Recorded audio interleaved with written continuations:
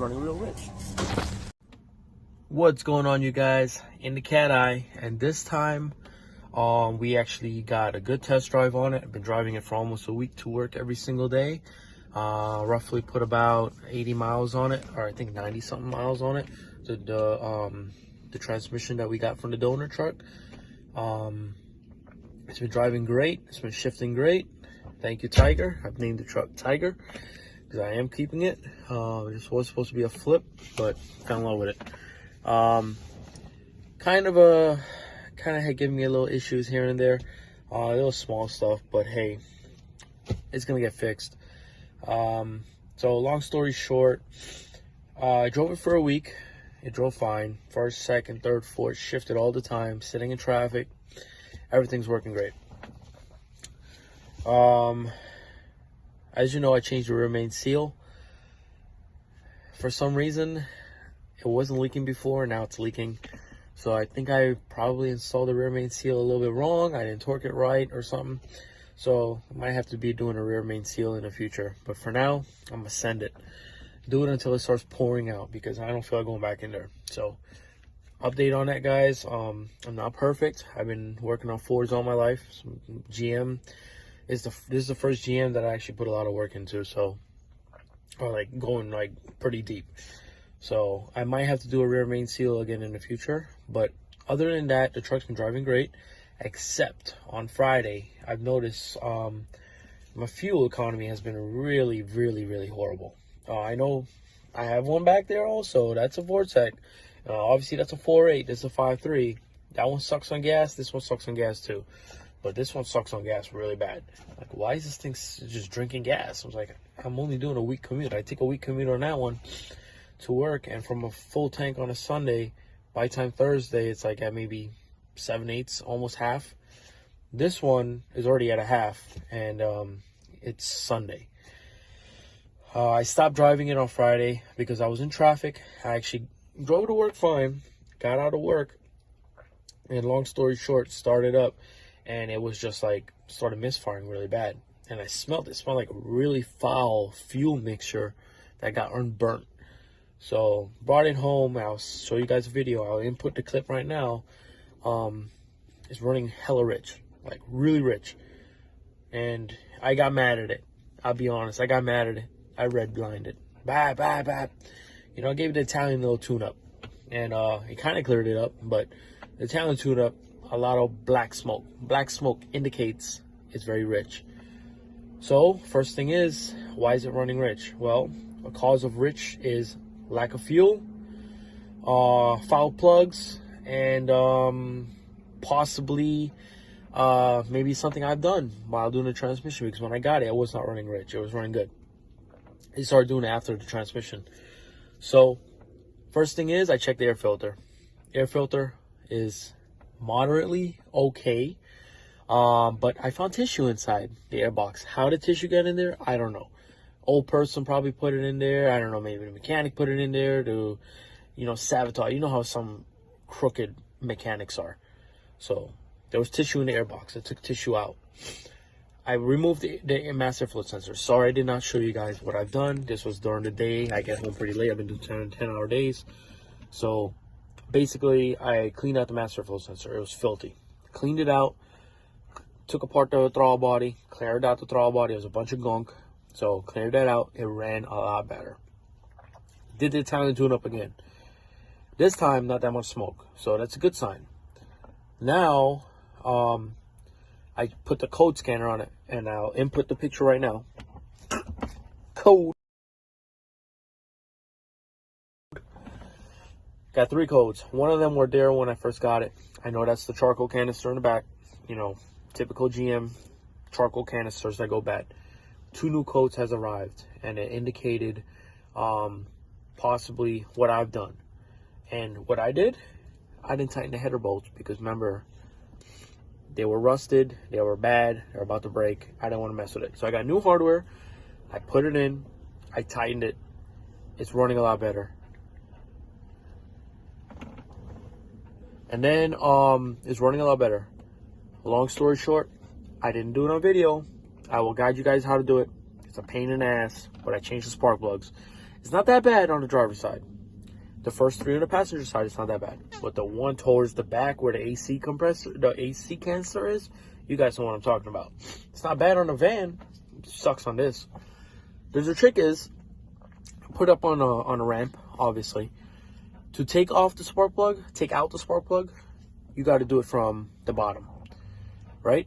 But to install the plug, you have to go on top of your engine, dive deep into it, and use one hand, specifically your right hand, go at a weird angle, and get the spark plug in there because you cannot see it, and it's on an angle. So if you take that advice, you will get it. It's nighttime, it's late. Long story short, I want to get it done. That's where we are right now. So right now, there's new plugs. During doing the 3 plugs, I tried doing the cheap way. Yes, I use AC Delco. I will show you pictures of the plug right now or a video. After my little rant here, my spark plugs are all new. Now this time I messed up on the passenger side, the side that's hard to get to. I messed up 2 of the wires. So Amazon, thank God for Amazon, they have this JDM speed. I don't know how I found it, but they're supposedly good. They were the fastest ones to get here.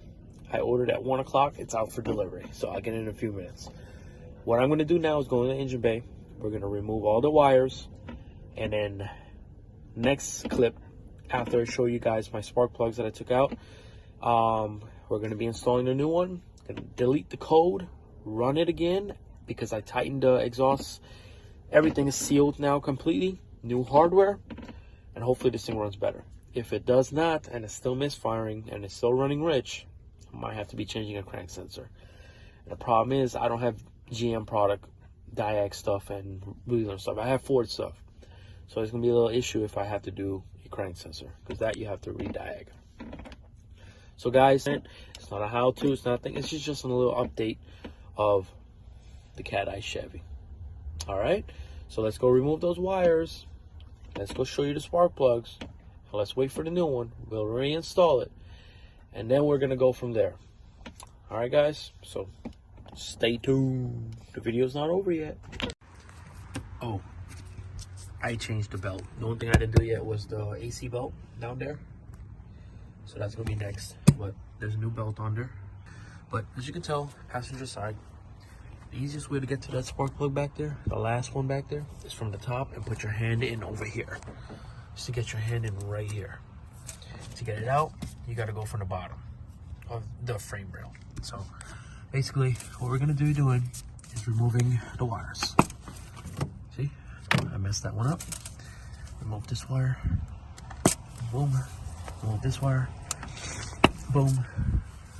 Yep, that one's already out. That's the one I think I messed up. Yep. And this one right here, boom. And then this one right here, and boom, boom. And that's it. Let's wait for the new wires to come in, install it, run it again. Let's see, hopefully the misfire goes away. Alright, so these were the spark plugs. That's for the passenger side, this is for the driver's side. I don't know why, for some reason, when the check engine light came up, it actually showed that the driver's side was the side that was misfiring. If you look at these plugs from the driver's side, it's super duper, like, rich. And for some reason, the passenger side is running lean. That's like, you could tell that's like a little lean. It still looks like it's a normal plug, but it's still running lean. This, the only normal one from that side was probably this one. That's it. So, one side, one bank is running lean, and one bank is running very rich. Got no idea why. So, I checked O2 sensors, but so all I did was, maybe it was an issue with me not tightening the header bolts properly.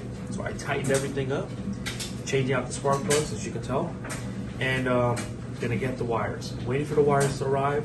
Once they arrive, we'll plug it in together, we'll start it up, and we're going to check the scanner to see if the code comes back. If it does, it might be a crank sensor. Maybe the leak might be coming from the crank sensor. I looked inside the bell housing, I don't see anything coming from the rear main. but I just touched the remain seal, so I don't know. Still in the figuring stage. But one bank is rich, one bank is lean. Kind of weird. Never seen that before. But with no further ado, let's wait for these wires to come in. Should be here in like 20 minutes, 20, 30 minutes. So let's go. All right. And yes, these were AC Delcos that I took out. I think these were Platinums. I put the Iridium AC Delcos in it. That's what it came with from factory. This is the upgraded one. It should be, it's what I should have gotten. But I put the OEM, literally OEM one back in. So with no further ado, wait for the next clip. All right, parts just arrived. Don't mind the background noise. Washing machine's going off. No. But yeah, here it is. JDM Speed, Amazon. Ordered at 1 o'clock, got it at 7. Rock Auto would have been like 3 days, 4 days. Yeah, parts are cheap, but damn shipping sucks. So let's go.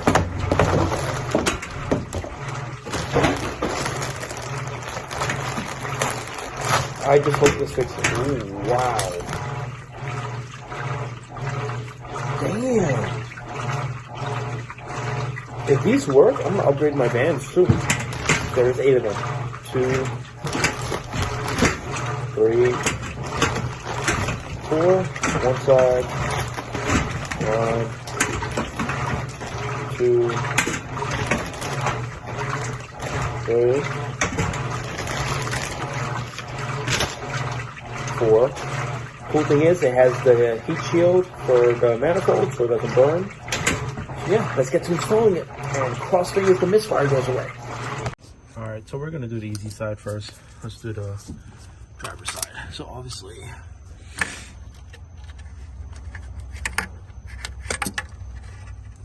and there we go. And hopefully you guys can see that. Boom, it's in. Alright, it doesn't seat too good, but hey, there we go. That's 1. And here's 2.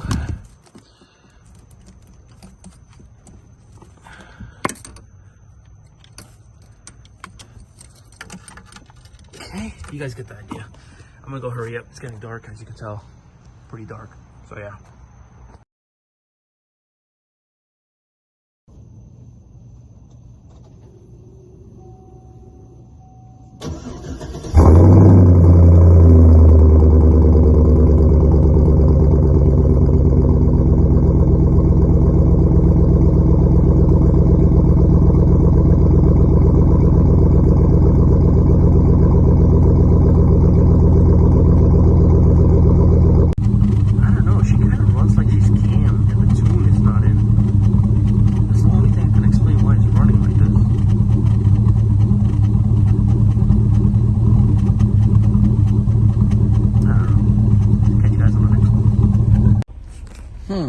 One of the codes are actually coming back relating to the mass airflow sensor. And check this out. I'm doing it probably 1500 RPMs. 1500, right? Barely anything.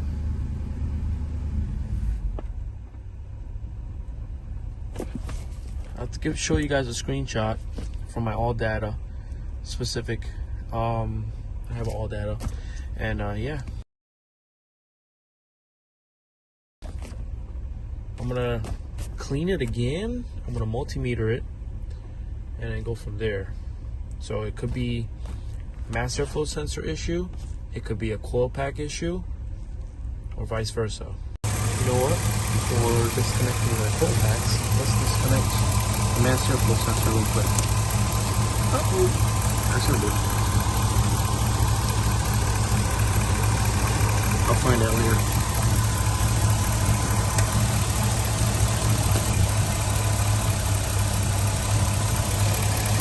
No change. Barely any change.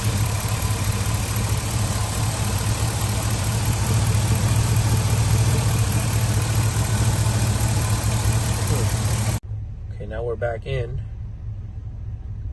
I unplugged the mass airflow sensor and it's a lot smoother. That's crazy. And no more raw fuel smell. So I have a feeling I have a bad mass airflow sensor. It's so smooth right now. Check it out. Like, literally, look. Put you guys on the steering wheel.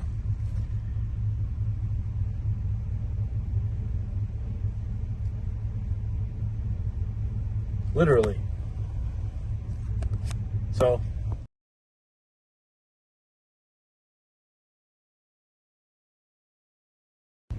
now that's the end of the video. I think we just resolved our issue.